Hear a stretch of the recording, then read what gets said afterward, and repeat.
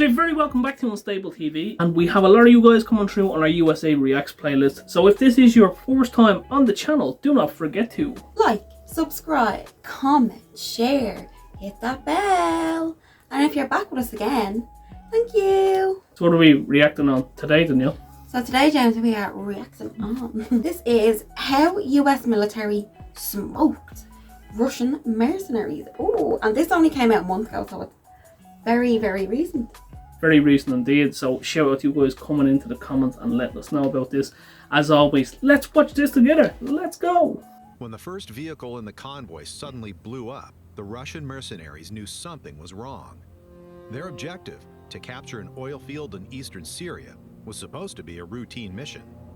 The enemy, they knew by then, would have fled long ago at the sight of 500 battle-hardened Russian and Syrian fighters. But instead, the attack had come to an abrupt halt, and explosion after explosion shook the ground. It wasn't long before AC-130 gunships, Predator drones, Apache helicopters, and fighter jets were circling over the battlefield, pounding the attackers from every imaginable angle. That's so force. What the Russian forces didn't know was that the oil field was not defended by any fighters, but by American Special Operations Forces, supported by the most powerful air force in the world. And so, within a few minutes, the routine mission turned into hell on earth and into one of the deadliest engagements for the notorious Russian mercenary group Wagner. To stop the rapid advance of the self-proclaimed Islamic State, the U.S. had deployed troops in Syria since 2014. They supported the so-called Syrian Democratic Forces, or SDF. A year later, Russia also intervened in the fight against ISIS, but on the side of Assad's Syrian government forces. The SDF and the Syrian army were never seen as allies, but in keeping with the saying, "the enemy of my enemy is my friend," both parties at least mostly avoided each other. After years of fighting, both armies managed to drive out the terrorists, and by 2018, ISIS held only a fraction of its original bases. To prevent an unintended conflict between Russian and US-supported armies, a deconfliction line was formed along the Euphrates River, which effectively bisects Syria. In addition, both parties were able to contact each other through special telephone channels that were kept clear at any time. But despite all these precautions, on February 7th, just a few miles from the Euphrates River, the first deadly clash between Russians and Americans since the Cold War occurred. Late in the evening of February 7th, 2018, 500 Russian and Syrian fighters attacked an SDF military base. The base was located about 5 miles east of the Euphrates River and controlled one of the country's main oil fields. Thus, like most oil fields, the area was officially on the Syrian Democratic side of the ceasefire line. But this did not stop the Syrian-Russian troops in any way. The attackers were supported by various Russian-made battle tanks, as well as mortars, artillery, and rocket launchers, with which they began shelling the SDF base without warning. In addition, Russian Air Force aircraft were on standby to provide air support, but initially remained on the ground. However, while everything was initially going according to plan for the attacking forces, the phone suddenly rang in the Russian headquarters near the Euphrates. A representative of the U.S. military was on the line and wanted to know whether Russian fighters were currently trying to take the military base at the Conoco oil fields. Here, not only the Syrian Democratic Forces were under heavy artillery fire, but also their allies, American Green Berets, Army Rangers, Marines, and various support units. That's a lot. After the Russians had explicitly denied the question whether the enemy were their troops, it was clear to the caller. Whoever was currently taking fire at his soldiers, he would feel the full force of the American military in just a few moments. The response to the attack on their military base was prompt and tremendous. Even before the Russian convoy reached its starting position for the attack, the first and last vehicles were taken out in a classic ambush maneuver, trapping the forces in the middle. The missiles came from an American Reaper drone, which had been targeting the convoy for some time. That's some name. Yeah. However, to the Russian Wagner mercenaries on the ground, the drone was invisible, and they had a hard time understanding where the fire suddenly came from. It didn't take long for more shells to hit, spreading chaos on the battlefield. American artillery and HIMARS rocket launchers engaged the convoy, inflicting numerous casualties. While the Russian forces were still trying to realize what was happening, 4 Apache helicopters appeared on the horizon. Although the gunships were several miles away, no one could hide from their precise terrifying. infrared optics. The laser-guided Hellfire missiles found their target in the Russian battle tanks, while the 30mm cannon forced the enemy infantry to withdraw. Few of them were able to escape the explosive shells, and a Russian survivor later reported that they suffered about 200 casualties within the first few minutes, almost half of the entire attack force. Just a few minutes. Reports that are on TV about, well, you know, about Syria and the 25 people that are wounded there from the Syrian army. And, well, to make it short, we've had our kicked. So one squadron lost 200 people. Right away, another one lost 10 people. And I don't know about the third squadron, but it got torn up pretty badly too. So 3 squadrons took a beating. The Yankees attacked. First, they blasted the out of us by artillery. And then they took 4 helicopters up and pushed us in a merry-go-round with heavy caliber machine guns. They were all shelling the holy out of it, and our guys didn't have anything besides the assault rifles. Nothing at all, not even mentioning shoulder-fired SAMs or anything like that. So they tore us to pieces for sure, put us through hell.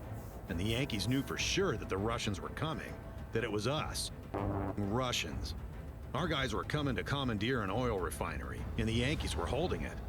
We got our beat rough. My men called me. They're there drinking now. Many have gone missing. It's a total it sucks. Another takedown. While AC-130 gunships circled over the battlefield engaging individual targets, large B-52 strategic bombers completely destroyed the convoy. Those who managed to escape hid in buildings, but even there, they were not safe for long. That's scary. Not even in a building. That just leveled that like that. Were hunted by F-15 fighter jets, whose bombs penetrated even the best cover. The new 5th-generation air superiority fighter F-22 Raptor was also used, but for the soldiers on the ground, it no longer made any difference who was pounding them. Gave them a heavy dose of freedom. Did not stand a chance against the American Air Force. Although there were rumors that some pilots from the nearby Russian air base were asking for permission to take off, the blue-painted Su-34s and 35s remained on the ground. The attackers' casualties were so heavy that in the middle of the battle, one of the Russian commanders called in and asked for a ceasefire, indicating that Russian military was in contact with the attacking fighters after all. A published call from a Wagner mercenary sums up events in Syria. Just had a call with a guy. So they basically formed a convoy, but didn't get to their positions by some 300 meters. One unit moved forward. The convoy remained in place about 300 meters from the others. The others raised the American flag, and their artillery started ours really hard. Then their choppers flew in and started everybody. Some chance to do? Ours just running around. Just got a call from a pal, so there are about 215 killed. They simply rolled ours out hard. Made their point. What the ours were hoping for in there? That they'll run away themselves? Hope to scare them away? Lots of people so bad they can't be ID'd. There were no foot soldiers on the American side. They simply our convoy with artillery.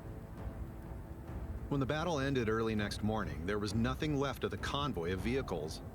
All combat vehicles have been destroyed, with the exception of a single battle tank and armored personnel carrier.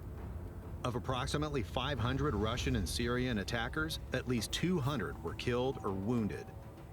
One of the mercenaries later reported that in some places they found solidified melted sand and gun barrels bent from the heat. There were no casualties on the American side and no reports of damaged aircraft. Only one of the SDF soldiers in the base at the oil field was wounded by Russian fire, but survived. The incident sparked outrage on both Russian and Syrian sides, but since the Americans had repeatedly reassured themselves through the Russian officials, they could not be blamed. According to intercepted phone calls between the leader of Wagner and Russian ministers, the attack was even said to be an order from Moscow. For Wagner Group fighters, the Battle of ConocoPhillips went down in history as Red February and was one of their most humiliating engagements. At least some of them received a medal specially made for this event. It shows a Russian soldier surrounded by flames, heroically shooting at an American Apache helicopter. A scene that probably never took place in this way. The Oh, Syrian propaganda. Democratic Forces and their Always. American allies had successfully defended the base at the oil field and continued to fortify it. The demonstration of their superior air power was meant to be a warning to any hostile forces not to mess with the wrong people. Interestingly, when Syrian and Russian fighters gathered in the area again about a month later, the Americans once more contacted the Russian commander in charge. This time, it was not long after the end of the phone call that the entire Russian-Syrian fighting force hastily withdrew. First off, a very big shout out to the original content creator. Do make sure you check them out, give them a like, subscribe, and share all of that good YouTube stuff. And a very big shout out to you guys coming in on our USA Reacts playlist and suggesting this to us. What did you think of that, Danielle? So I have a question first of all before I get into the actual video. Did America own that oil base in Syria, or did they just take it over from Syrians? Because I think that's an important part that's in play in this as well. What do you think? Seems to be a lot of stuff when we look into the American military, it involves oil. Freedom! So first off, on the back, like to protect an oil field, they literally pulled out all the straps. Now, we're no military experts, but was the, like, bringing them to the point where they couldn't even be ID'd by their family, was that necessary? Yeah, that was. But that's what I mean. That's kind of why I was asking that question. Did America own it, or did they take it over? Yeah. Because Russia was trying to take it over as well, and I don't know. It's just, I feel like that's an important thing to kind of get cleared up before. It felt a bit like overkill, to be honest.